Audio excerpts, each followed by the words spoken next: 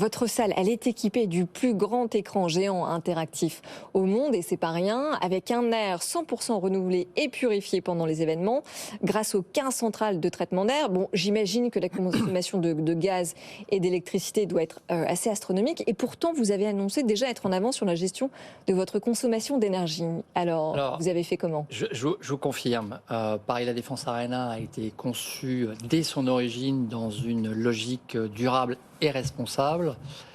Son isolation thermo-acoustique permet de maintenir une température ambiante très stable tout au long de l'année, quelles que soient les températures extérieures.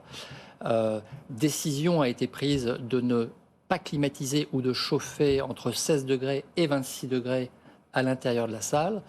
Et je voudrais dire que elle fait partie de ces salles qui sont parmi les plus éco-responsables dans le monde. Nous sommes au carrefour d'un réseau de transport inégalable entre la ligne 1, la ligne A du RER, bientôt Éole.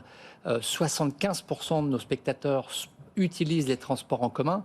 Et je voudrais d'ailleurs envoyer un message que nous avons fait passer la semaine dernière quand la ministre des Sports nous a rendu visite, parce qu'à la suite de l'annonce du président de la République du plan de sobriété énergétique, la ministre des Sports nous a fait l'honneur de sa visite parce qu'elle souhaitait choisir une enceinte qui était déjà très engagée dans le domaine, ce qui est notre cas. Donc 75% des gens viennent nous voir.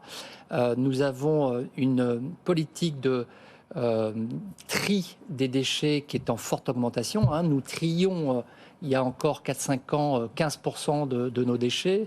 Nous en sommes aujourd'hui à 40%. L'ambition, c'est d'aller jusqu'à 80%. Et nous avons réduit notre consommation électrique de près de 40% sur des choses simples. Oui. L'équipement des lumières, par exemple. La consommation d'eau qui a également baissé de près de 60%. Là aussi, grâce à des choses simples. Donc nous sommes réellement engagés dans cette démarche. Ça fait partie des enjeux forts de Paris La Défense Arena. J'ai une question sur votre concurrent. Bercy, évidemment. Qu'est-ce qui fait quand on est artiste aujourd'hui qu'on choisit La Défense plutôt que Bercy? Alors, Paris La Défense Arena est aujourd'hui devenu une référence internationale pour tous les artistes et les grands spectacles dans le monde.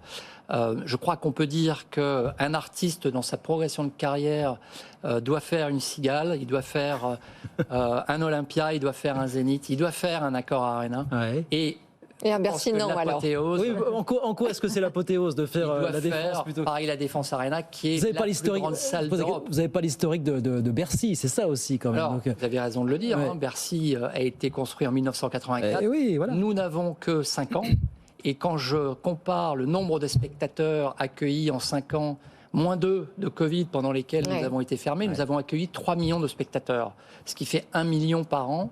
Et donc je pense que c'est une performance extrêmement forte et remarquable qui mérite d'être soulignée et qui aujourd'hui attire les plus grands artistes et les artistes francophones aujourd'hui aussi qui, après les artistes internationaux, vont se produire à Paris La Défense Arena en décembre en particulier, puisque nous accueillerons Angèle, Orelsan, Vita et Slimane et bien d'autres en 2023.